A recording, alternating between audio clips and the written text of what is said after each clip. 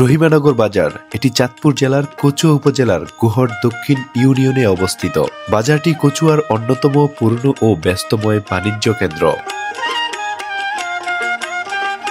আশপাশে গ্রাম সাহারপাড়, গোহর, পাড়াগাঁও, ইসলামপুর, নূরপুর ও আমুজান সহ আরও কয়েকটি এলাকার মানুষ তাদের নিত্য প্রয়োজনীয় পণ্য ক্রয় এবং বিক্রয়ের জন্য এখানেই আসেন। রহিমানগর বাজারে সপ্তাহে 2 দিন রবি ও বৃহস্পতিবার বড় হাট বসেন।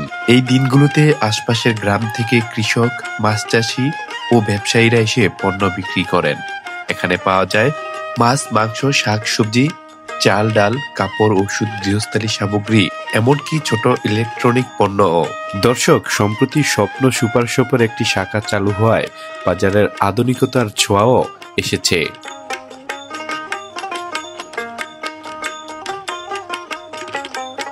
রহিমানগর বাজার কচুয়া উপজেলার প্রাণকেন্দ্র। শত বছরের ঐতিহ্য আজও বেঁচে আছে মানুষের ভালোবাসায়, পরিশ্রমে আর আশায়।